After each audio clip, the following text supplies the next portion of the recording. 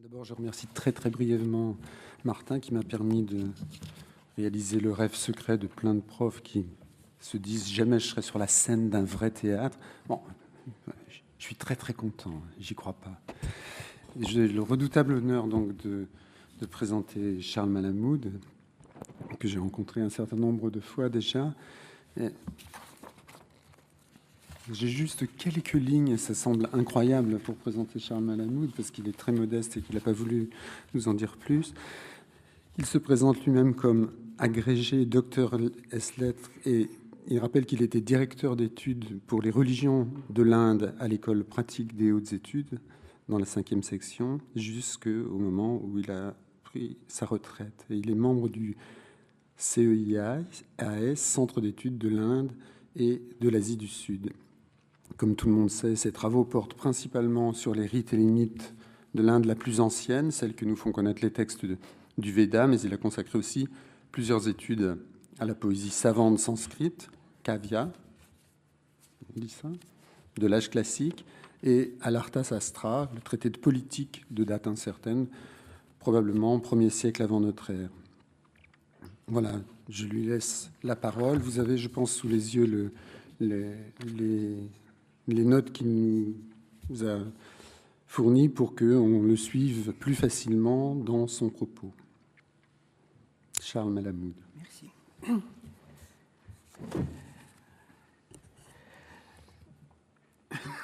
Est-ce que vous m'entendez?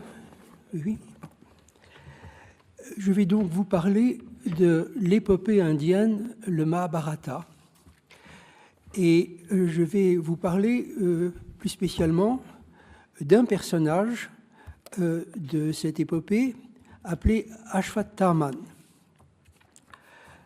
C'est un personnage singulier, solitaire, et qui est, comme nous dirions, très destroy.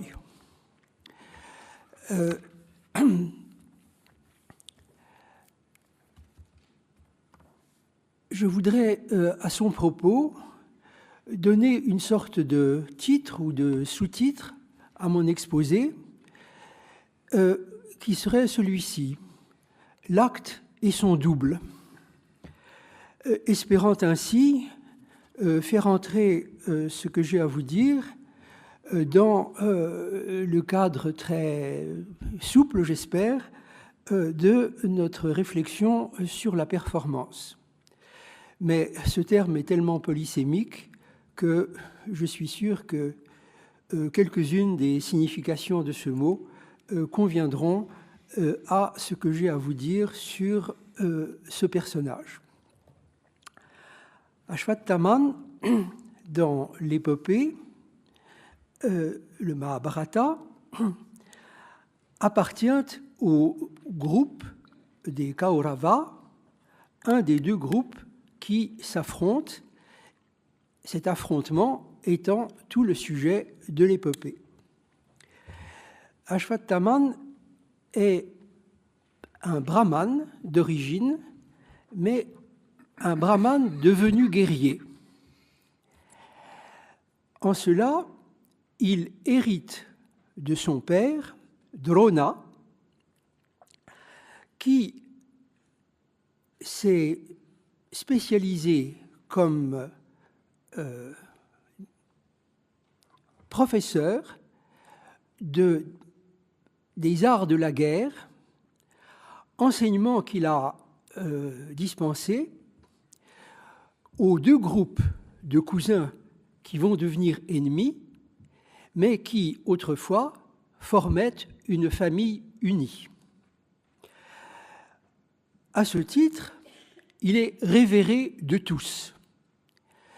Non seulement tous ces princes ont appris les arts de la guerre auprès de lui, mais encore c'est la figure même du maître, quel que soit le contenu de l'enseignement qu'il donne. Il est révéré de tous. Néanmoins, lorsque la séparation se fait entre les deux groupes qui vont s'affronter, il est amené, à la suite de circonstances que je ne vais pas développer, à choisir le camp des Kaurava. En principe, comme beaucoup d'autres héros de l'épopée, il est invincible. Il dispose de pouvoirs surnaturels. Mais malgré cela, tous les héros de l'épopée, quels que soient les talismans qu'ils possèdent, quelles que soient les armes secrètes en principe invincibles qu'ils détiennent, finissent tout de même par être vaincus d'une manière ou d'une autre. Lorsqu'arrive la grande bataille décisive, qui fait suite à des années et des années d'hostilité multiformes, Drona, ce maître d'armes donc, est dans le camp des Kaurava et il fait des ravages. Il tue tous les adversaires qu'il vise, au point que les chefs du camp adverse commencent à s'inquiéter très sérieusement. Comment faire pour neutraliser cet adversaire invincible? Ils savent qu'il ne pourra être maîtrisé, si l'on peut dire, être mis hors de combat, que s'il est atteint par un coup qui le décourage, qui le déstabilise et qui lui fasse perdre l'envie de vivre. Une solution serait de lui annoncer que son fils bien-aimé, Ashwatthama, le sujet de mon exposé, a été tué. En fait, cet Ashwatthama est introuvable. Mais un des héros du camp des Pandavas s'avise que parmi les alliés des Pandavas, il y a un prince qui possède un éléphant appelé lui aussi Ashwatthama. Il fait en sorte de mettre à mort ce héros des Pandavas, se débrouille pour mettre à mort l'éléphant Ashwatthama. Et il parcourt le champ de bataille en criant « Ashwatthama a été tué ». Drona, le père d'Ashwatthama, ce maître d'armes qui a pris fait et cause pour les Kaurava, ne veut pas le croire. Il dit que ce sont des inventions.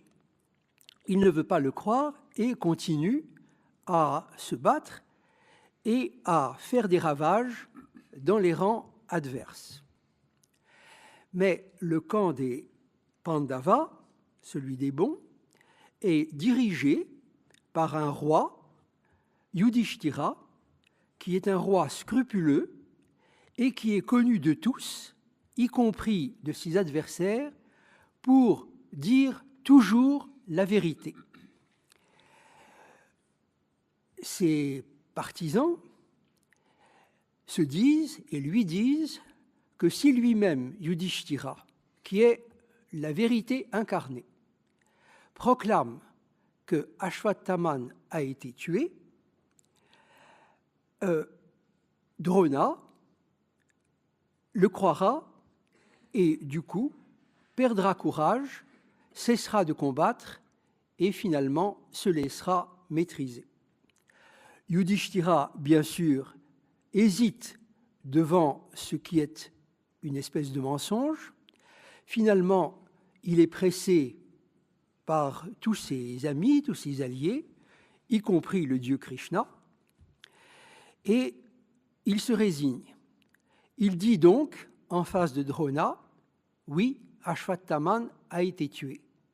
Et il ajoute à mi-voix, de façon que personne ne l'entende, « Ashwatthama l'éléphant. Il a donc réussi à sauver quelque peu son être d'homme de vérité, tout en se prêtant à cette supercherie. Du reste, il ne va pas sortir indemne de l'affaire. En effet, jusqu'à présent, Yudhishthira avait le privilège, quand il était sur son char, de voler, si l'on peut dire, à quelque distance au-dessus du sol. Aussitôt son mensonge ou son semi-mensonge proféré, eh bien, son char touche terre et il devient un homme terrestre comme les autres. Cela dit, Drona, donc, démoralisé, découragé, cesse de combattre et il est aussitôt maîtrisé et mis à mort par ses adversaires. Ashwatthama, l'homme, le fils de ce personnage, apprendra par la suite ce qui s'est passé et n'aura de cesse de venger son père. Ashwatthama, c'est l'homme de la vengeance. Il est entièrement occupé par cette indignation, cette rage, cette souffrance aussi que lui cause la mort de son père, mort dans laquelle, d'une certaine manière, il a une part de responsabilité, puisque c'est la profération de son nom qui a conduit Drona, son père, à cesser le combat.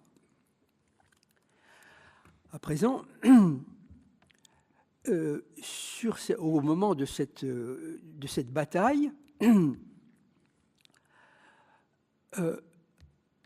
un autre élément, un autre acte va se produire, c'est la mort d'un des héros aussi du camp des Kaurava, un personnage, un prince appelé Duryodhana. Duryodhana, je le dis dans la petite notice que vous avez entre les mains, est un des princes du clan des Kaurava et lors d'un épisode qui, d'une certaine façon, peut être considéré comme l'origine de toute cette guerre, eh bien, il a été amené, ou plutôt il s'est laissé aller, à outrager gravement Draupadi, l'épouse commune des 5 frères Pandava, avec qui les Kaurava étaient en quelque sorte en négociation. Cet outrage revêt plusieurs formes, mais l'un d'entre eux est que Duryodhana, le chef donc des Kaurava, se dénude de la cuisse et l'exhibe en ricanant à Draupadi. C'est un outrage impardonnable et un des époux de Draupadi se jure de tirer vengeance de cet outrage. Eh bien, cette vengeance a lieu lors de la grande bataille décisive. Un combat singulier est organisé à la demande des 2 protagonistes, entre Bhima, cet époux vengeur, et de Draupadi, et donc Duryodhana, le coupable de l'outrage. C'est un combat à la massue, qui a ses règles. C'est-à-dire qu'en principe, on ne peut porter des coups de massue que sur la partie supérieure du corps. Le combat est longtemps indécis et à la suite d'on ne sait trop quel malentendu ou accident ou incident, Bhima, le mari vengeur, assène un coup décisif de sa massue aux cuisses, c'est-à-dire en dessous de la ceinture, aux cuisses de son adversaire. En fait, c'est exactement ce qu'il souhaitait. Il voulait régler la question de la cuisse, si je puis dire. Les cuisses brisées, Duryodhana est hors de combat et commence pour lui une très longue agonie, très douloureuse, et finalement, il ne mourra que bien après la bataille, après la fin de la bataille, et son corps ainsi rendu invalide sera la proie des oiseaux et des chacals et des animaux de toutes sortes qui le feront mourir peu à peu. Ashwatthama survivra à ce combat, à cette bataille décisive, et il sera le témoin de la longue agonie de son maître, en somme de son chef, Duryodhana, un des rois du camp des Kauravas auquel il appartient. Donc, à son motif personnel de grief, à savoir la mise à mort par traîtrise de son père, Ashwatthama joint aussi le désir irrépressible qui l'occupe entièrement de venger Duryodhana. La guerre se termine, sinon la guerre, du moins la grande bataille décisive, et le bilan est celui-ci. Pratiquement tous les guerriers des Kauravas sont éliminés, exterminés. Seuls subsistent justement Ashwatthama et 2 compagnons qui étaient en marge de la bataille. Et du côté des Pandavas, du côté des vainqueurs, il y a eu des pertes énormes, mais enfin, les 5 frères qui sont les chefs de leur camp, ainsi que Draupadi du reste, ceux-là survivent et l'on peut dire que la victoire leur appartient. La bataille terminée, les vainqueurs se retirent, abandonnant leurs morts et les morts adverses, et vont s'installer dans une sorte de campement. Ashwatthama et ses 2 compagnons réussissent donc à échapper aux poursuites des vainqueurs, s'enfoncent dans la nuit qui vient et trouvent à s'installer, à se réfugier dans la forêt au pied d'un arbre immense, un banyan. La nuit tombe peu à peu. Ils entendent, non loin d'eux,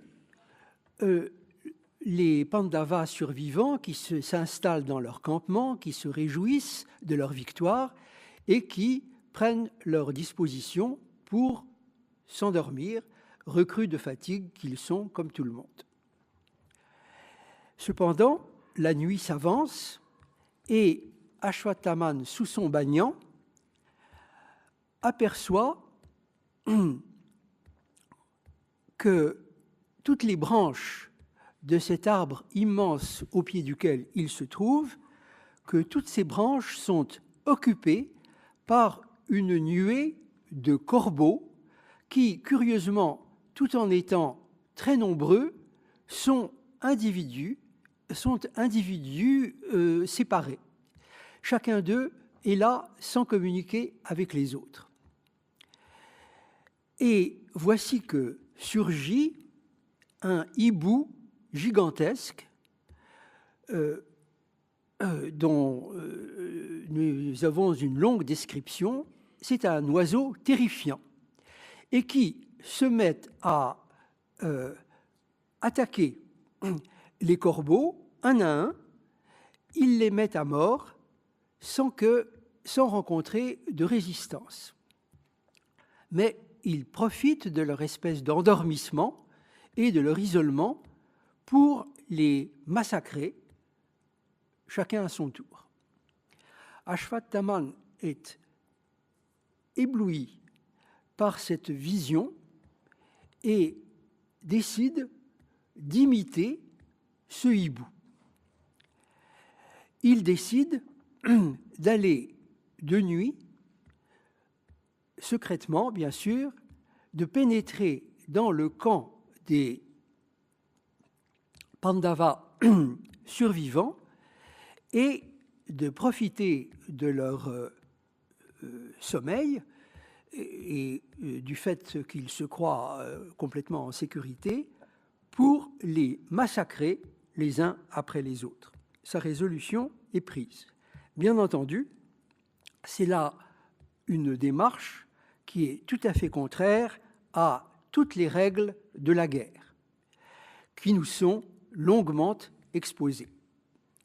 Et du reste, il s'adresse à ses deux compagnons qui approuvent sa volonté de vengeance, qui sont prêts à le seconder, mais qui tout de même sont tout à fait hostiles à la démarche qu'il envisage, à savoir tuer les adversaires dans leur sommeil. L'un d'eux dit tu es fatigué, tout le monde est fatigué, reposons-nous cette nuit, demain matin, nous irons tous les trois régler leur compte à nos ennemis. Ashwatthama répond je suis habité par une telle colère, une telle rage, qu'il n'est pas question pour moi de dormir, c'est maintenant qu'il faut agir. Son autre compagnon est plus prolixe et lui explique, une fois encore, et avec beaucoup de détails et d'éloquence, toute la morale guerrière qui doit nécessairement être celle de tous les combattants et qui interdit de tuer des ennemis dans telle et telle circonstance, et ces circonstances sont très nombreuses, et en particulier quand ils sont endormis. Rien n'y fait. Ashwatthama est décidé à massacrer ses adversaires et surtout à tirer vengeance de ces offenses donc qui l'affolent. Il n'a pas d'autre ambition que cela. Et finalement, il décide de partir et, en fin de compte, ses compagnons le suivent. Les voici donc qui cheminent dans la nuit et qui se dirigent vers le camp des Pandavas endormis. Ici, un point de détail, mais qui est très important, c'est que le poète nous dit que quand ces trois guerriers s'avancent vers le camp des ennemis, ils sont comme trois feux sacrificiels qui seraient chargés de toutes les oblations, à savoir du beurre clarifié, que l'on verse en eux. Ils sont comme des brandons enflammés de ces feux sacrificiels. Et cette image, cette comparaison constante entre l'acte guerrier et l'acte sacrificiel, eh bien, est un des leitmotifs de ce récit, et c'est aussi, en plus, je veux dire, des éléments que je vous ai déjà fournis, ce qui justifie mon sous-titre, à savoir l'acte et son double, c'est que les actes guerriers sont constamment rapportés à des actes sacrificiels avec des déformations étonnantes sur lesquelles j'espère pouvoir dire un mot. Mais donc, voici les trois guerriers comparés à des feux sacrificiels qui s'avancent dans la nuit et qui se préparent à pénétrer dans le camp des Pandavas endormis lorsque se dresse tout à coup devant eux une espèce d'autel gigantesque, flamboyant, resplendissant, au milieu duquel se dresse une figure divine qu'il n'arrive pas à identifier, mais qui les paralyse en quelque sorte, et Ashwatthama contemple cette espèce de monument incroyable, et aussi la figure divine qui se dégage, qui est décrite avec énormément de détails.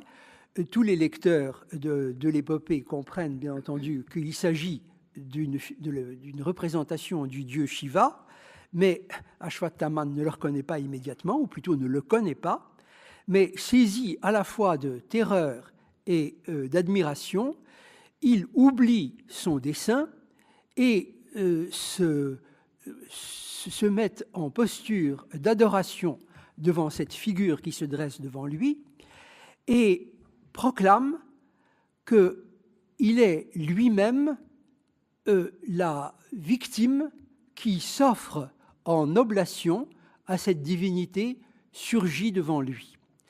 Il en oublie son désir de vengeance, ses propos de guerre proprement dite, et se lance dans un immense discours sur sa volonté de s'offrir en oblation. Et alors donc, discours sur la nature du sacrifice. Et il en profite, car il est très bavard, très éloquent, pour développer toute une doctrine très conforme, du reste, à la doctrine générale, concernant les devoirs du guerrier, concernant la morale générale, et pour finir encore par une réaffirmation de son désir de devenir la victime offerte à ce Dieu.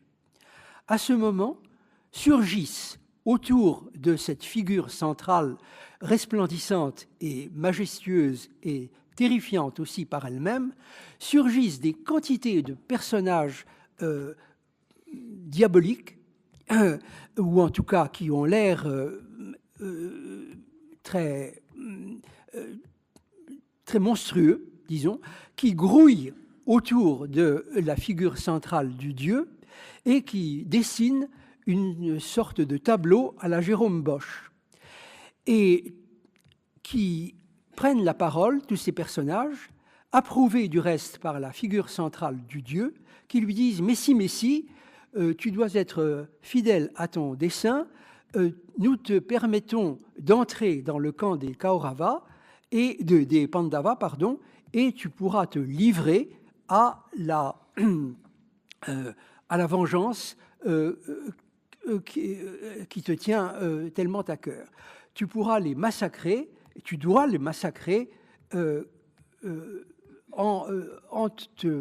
cœur joie. » Du coup, l'entrée du camp des Pandavas s'ouvre, et les trois guerriers, car Ashwatthama a été rejoint par ses deux compagnons, pénètrent dans la nuit toujours, bien sûr, dans le camp. Ils trouvent les Pandavas endormis et ils entreprennent de les exterminer, de les tuer un à un. En prenant soin de les tuer de façon infamante, c'est-à-dire de les écraser d'une manière ou d'une autre, d'éviter d'user de leurs armes de guerre, mais ils se servent de toutes sortes d'instruments non conformes, si je puis dire, et surtout, une fois qu'ils sont à terre, une fois qu'ils sont paralysés ou même tués, eh bien, ils s'acharnent à piétiner leur tête. Bref, l'idée est qu'il s'agit de les empêcher de monter au ciel, car la règle est qu'un guerrier mort au combat monte au ciel, à condition que ce soit vraiment à l'occasion d'un combat, à la suite, je veux dire, d'un combat mené dans les règles, qu'il ait été tué par des armes de guerre. Donc, ils s'acharnent ainsi. Finalement, bien entendu, les dormeurs se réveillent, commencent à résister, mais conformément à l'enseignement qu'il a tiré de l'épisode du hibou, eh bien, Ashwatthama s'arrange pour tuer ses adversaires les uns après les autres. Cependant, ceux de ses adversaires qui s'éveillent, eh bien, se rendent compte que ce qui leur arrive est la réalisation d'un cauchemar qui les habite et qui revient dans leurs songes de façon récurrente. Depuis que la guerre a commencé, chaque nuit, ils rêvent qu'ils sont en présence d'une femme vêtue de rouge, une vieille femme vêtue de rouge et couverte de vêtements rouges, d'onguents rouges et terrifiante, et qui se fait passer, enfin qui se déclare elle-même être l'incarnation ou l'image, disons, de la nuit du temps, à savoir la nuit de la crise cosmique qui marque le passage d'un temps à un autre. Et dans leurs songes, cette figure féminine terrifiante est accompagnée de figures de guerriers cruels et évidemment déterminés qui les massacrent les uns après les autres. Autrement dit, le massacre réel qu'ils subissent maintenant est la réalisation, l'actualisation de ce qu'ils avaient déjà vécu dans leurs rêves et qu'ils reconnaissent. Ici encore, voici l'acte qui vient doubler le songe. Ainsi se réalise ce dessin d'Ashwatthama et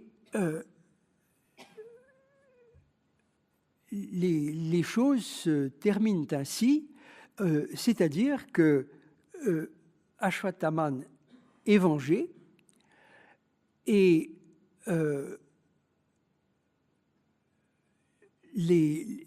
la victoire des Pandavas, qui était ample, se réduit à presque rien, puisque ne survivent que ceux qui étaient en dehors de ce campement nocturne, à savoir justement les frères, les 5 frères Pandavas et leur épouse commune Draupadi. Alors, ce qui est important aussi dans cette affaire, c'est l'espèce d'interprétation sous-jacente que le texte lui-même fournit à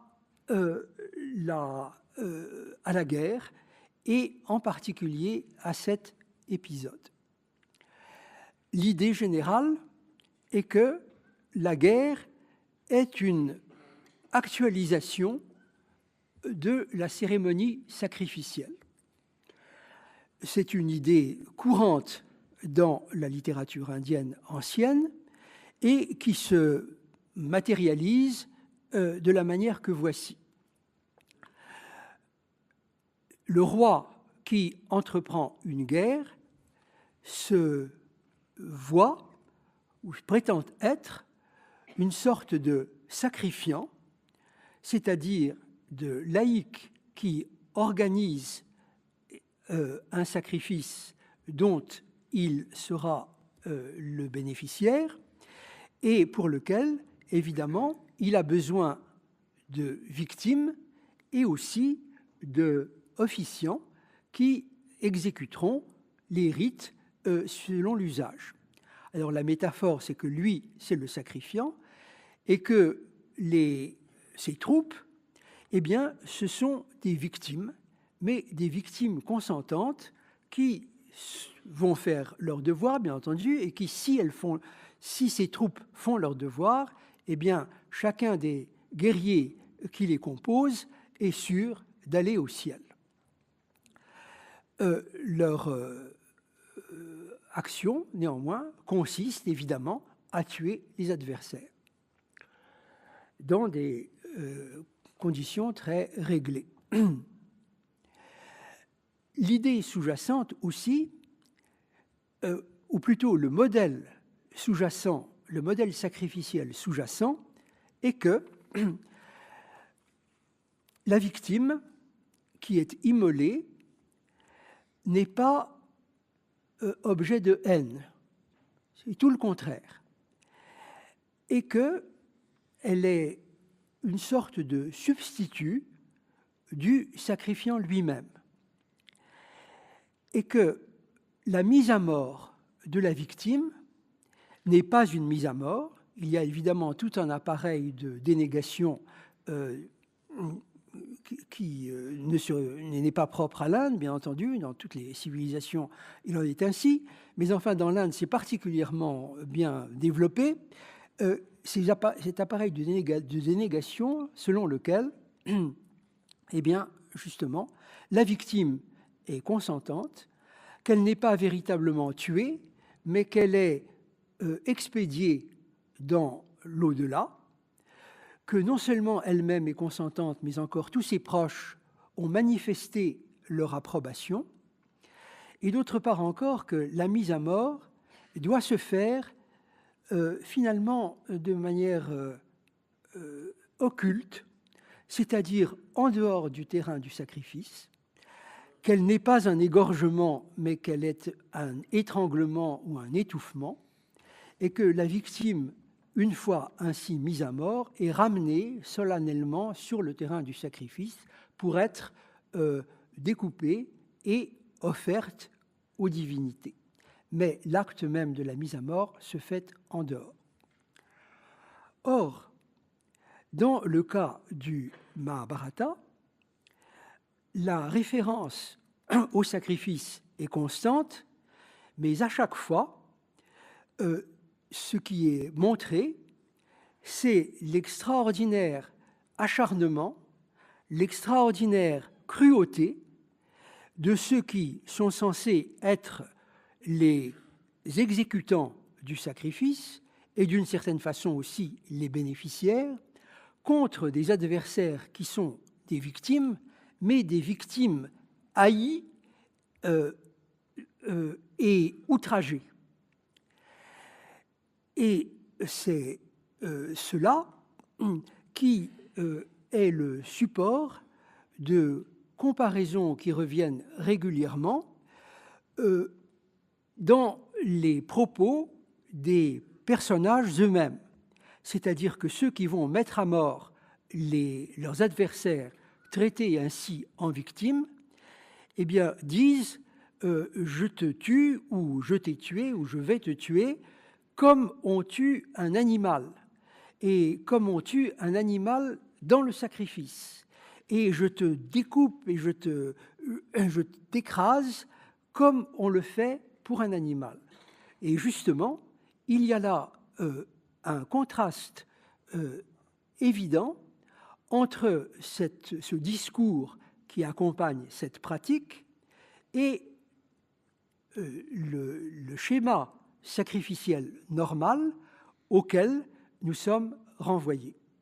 Alors, ce que je veux dire pour clore cet exposé, c'est que nous avons ici, dans le récit de la guerre, et en particulier dans les exploits d'Ashwatthama, toute une série d'exploits que l'on peut évidemment rapporter à la performance au sens le plus large, mais que d'autre part, chacun des actes décisifs de Ashwatthama révèle une sorte de présence d'un double de cet acte, qu'il s'agisse du rêve, qu'il s'agisse du nom même d'Ashwatthama et de sa personnalité, puisqu'il est à la fois, enfin son nom est celui de l'éléphant et son nom propre, qu'il s'agisse aussi précisément de chacun des actes qui est rapporté à ce modèle sacrificiel constamment trahi. Mais ce que je me demande, et c'est là-dessus que je termine, c'est si cette caricature, si l'on peut dire, de l'acte sacrificiel, à propos duquel, justement, tous les éléments constitutifs sont en quelque sorte pervertis, eh bien, ne révèle pas une sorte de refoulé du sacrifice lui-même. Voilà, je vous remercie.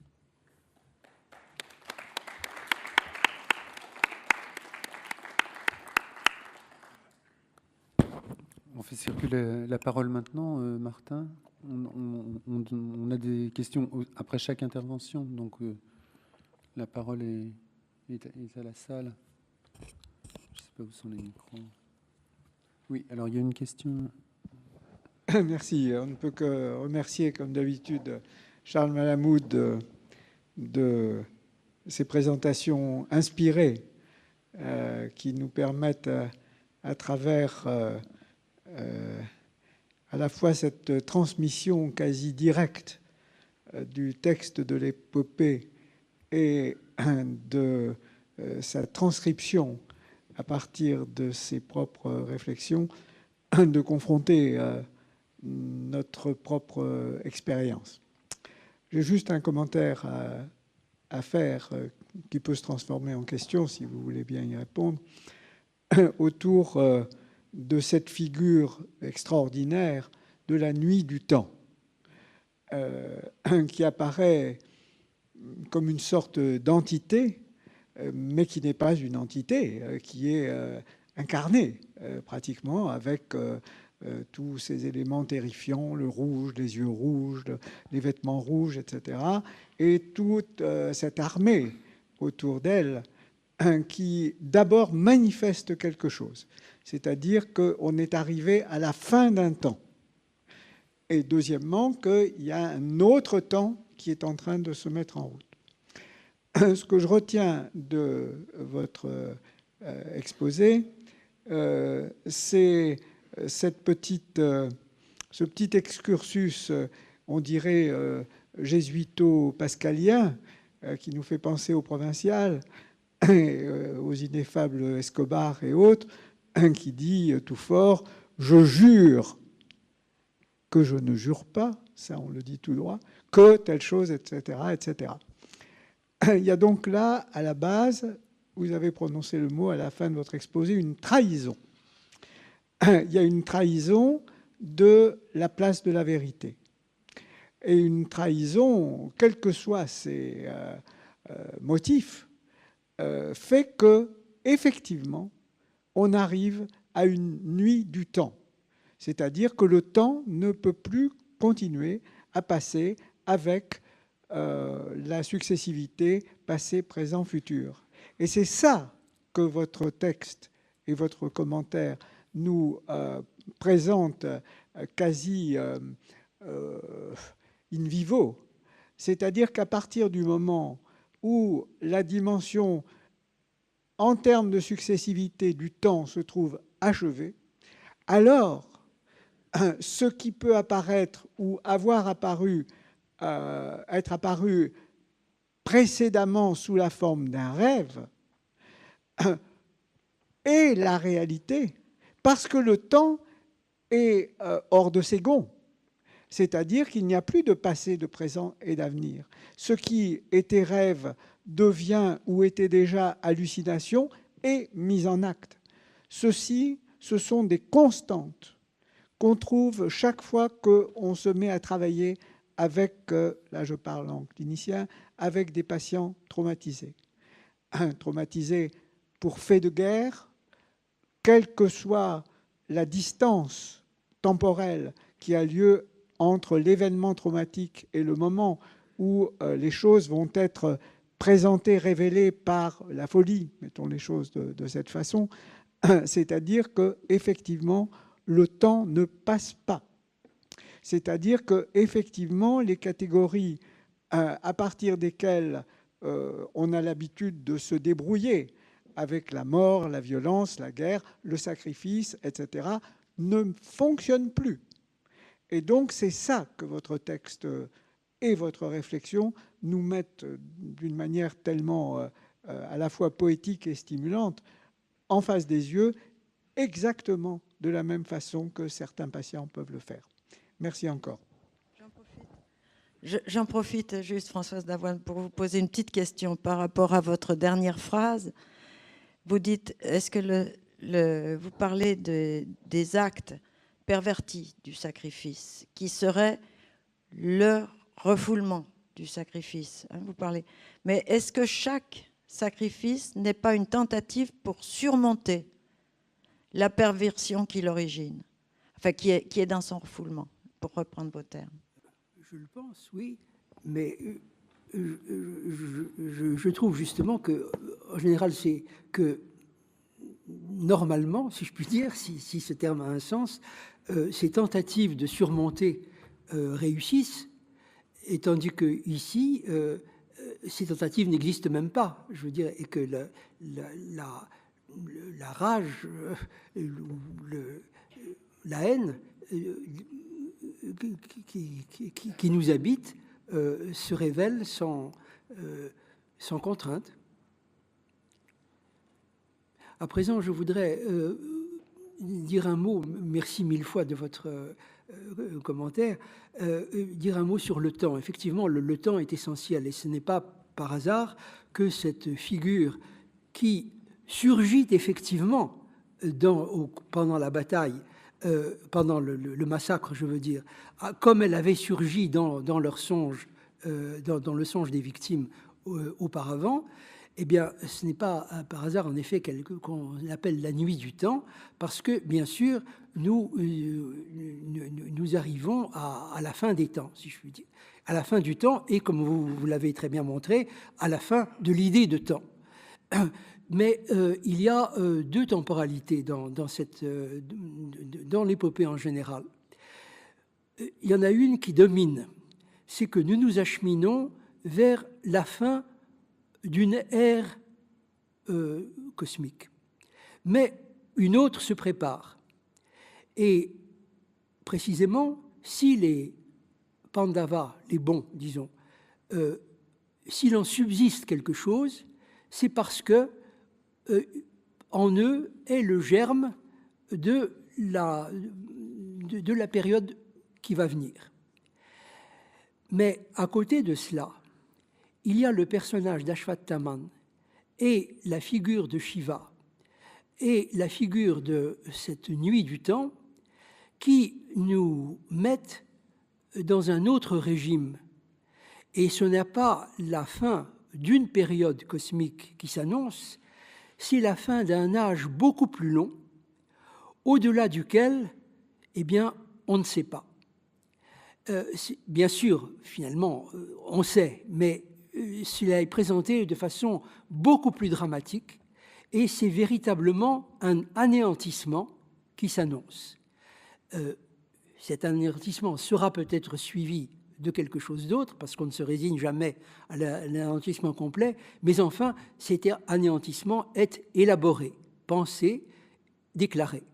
Et ces deux fins du monde, si je puis dire, qui sont de niveaux différents, sont en concurrence dans l'épopée, et l'épisode, enfin, ce qui concerne mon héros, Ashwatthama, est une indication de cette catastrophe véritablement décisive et totale qui est à l'horizon.